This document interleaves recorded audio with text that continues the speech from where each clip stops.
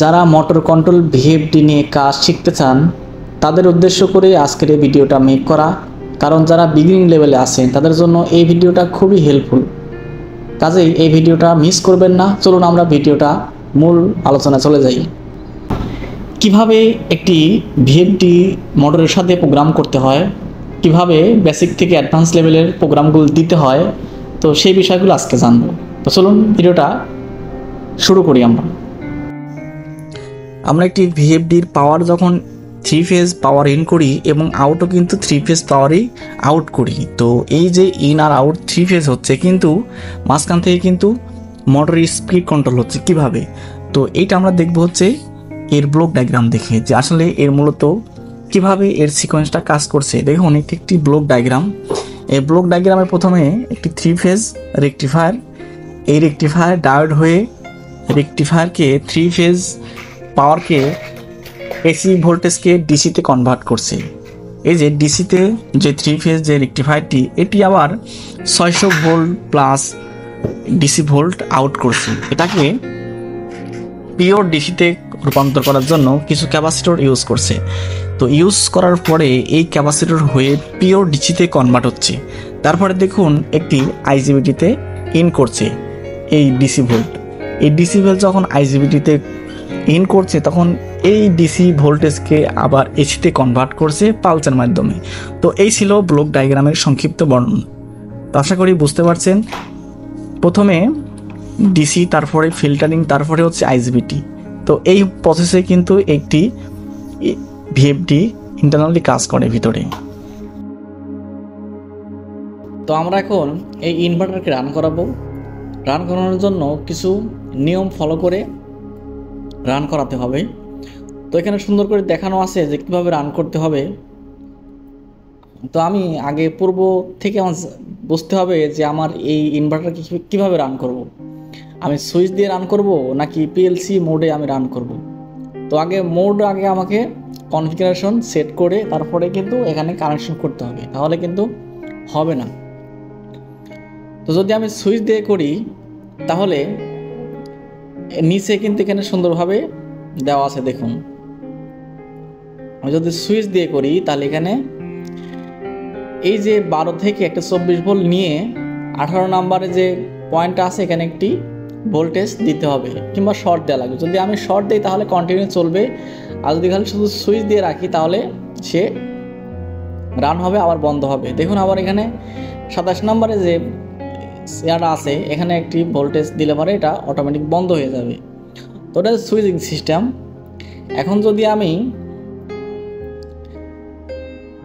Continue একটি, এটা system হচ্ছে কি শুধু অফ অন করার জন্য। আর এখানে দেখুন লেখা আছে পোটেনশিও রেফারেন্স।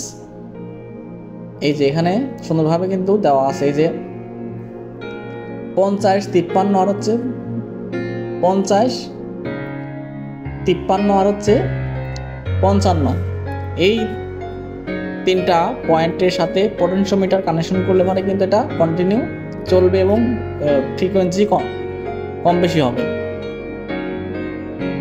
তো এই ছিল একটি ইনভার্টার রান করার জন্য 2টা প্রসেস। তো আরও যেসব পয়েন্টগুলো আছে এগুলো বিভিন্ন কারণে ইউজ করা হয়। ধরুন ডিজিটাল ইনপুট, ডিজিটাল আউটপুট, তারপরে রিলে 1, রিলে 2।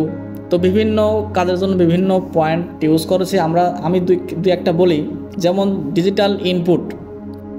ডিজিটাল ইনপুটটা হচ্ছে, ধরুন একটি ইনভার্টার রান করব, যখন মেশিন রানিং হওয়ার পরে একটি লিমিট সুইচ অন হবে, তখন ওই সময় হয়তো ইনভার্টার রান হলো।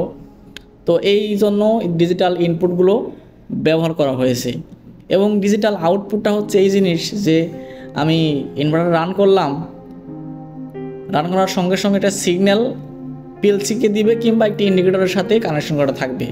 তো এই ছিল হচ্ছে ডিজিটাল ইনপুট এবং আউটপুটের কারণ। এবং এই সাইডে আরও অনেক আছে। দেখুন এই যে 69, 78। তো এটা হচ্ছে RS 485। এটা কমিউনিকেশন মনিটরের সাথে যখন আমি এটা পিএলসির সাথে কমিউনিকেশন করব, তখন এই যে 69 এবং 78-এর যে পয়েন্টটা এখানে এই RJ45 জ্যাক দিয়ে এখানে কানেকশন করতে হবে। তো তারপরে এখানে 42-45 যে কানেকশনটা আছে অ্যানালগ আউটপুট, এটাও পিএলসির সাথে কানেকশন করার জন্য এখানে ইউজ করা হয়েছে। তো ব্লক ডায়াগ্রামের বিষয়ে আর কোনো কনফিউশন থাকার কথা না। আমরা এখন প্রোগ্রামিংয়ের যে বিষয়টা, যে একটি মোটরকে রান করার জন্য কী কী প্রোগ্রাম দিতে হয় সেগুলো এখন দেখব আমরা। মোটর কন্ট্রোল ভিএফডির কিছু বেসিক সেটিং আছে, যদি এই সেটিংগুলো আপনি জেনে রাখেন তাহলে যে কোনো ভিএফডির প্রোগ্রাম আপনি করতে পারবেন। তো এই বেসিক সেটিংগুলো কী সেই বিষয় নিয়ে আলোচনা করব এবং অ্যাডভান্স কিছু সেটিং আছে সেগুলো নিয়েও এই ভিডিওতে আলোচনা করব। তো ভিডিওটা একটু লং হচ্ছে, ভিডিওটা কন্টিনিউ করেন। আজকে এই ভিডিওতে আমরা, আমার মনে হয় ভিএফডি নিয়ে আর কোনো প্রশ্ন থাকবে না। তো চলুন আমরা প্রোগ্রামের কিছু বিষয় নিয়ে আলোচনা করি। দেখুন এখানে সুন্দরভাবে চার্ট দিয়ে বোঝানো হয়েছে যে কোনটার কি সেটিং।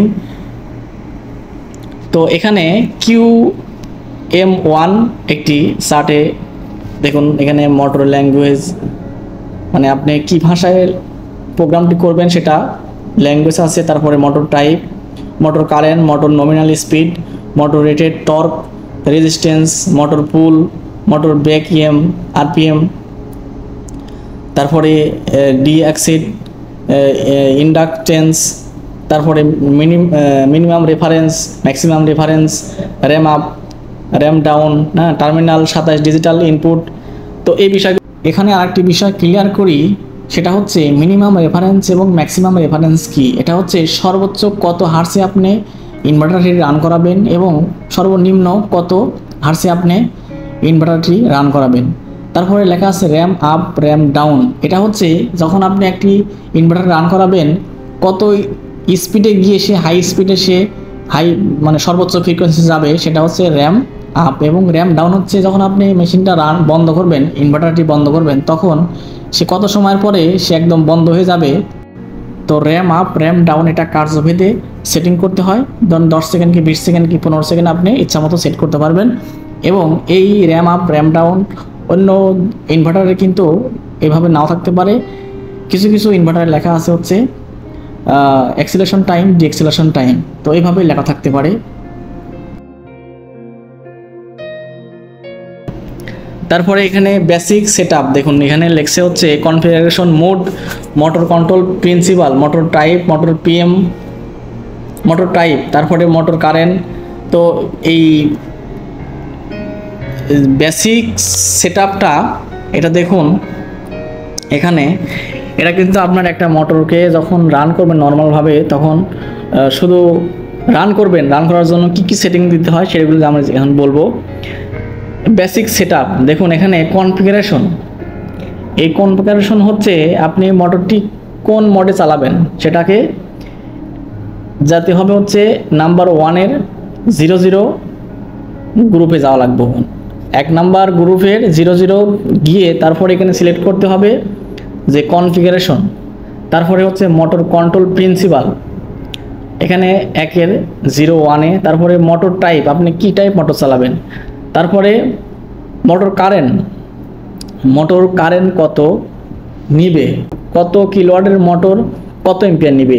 তো এই বিষয়ে আগে কিলোওয়াট সিলেক্ট করতে হবে। দেখুন 1-এর 20 নম্বরে হচ্ছে গিয়ে মোটরের কিলোওয়াট সিলেক্ট করতে হবে। তারপরে 1-এর 24 নম্বরে গিয়ে মোটরের কারেন্ট ঠিক করতে হবে।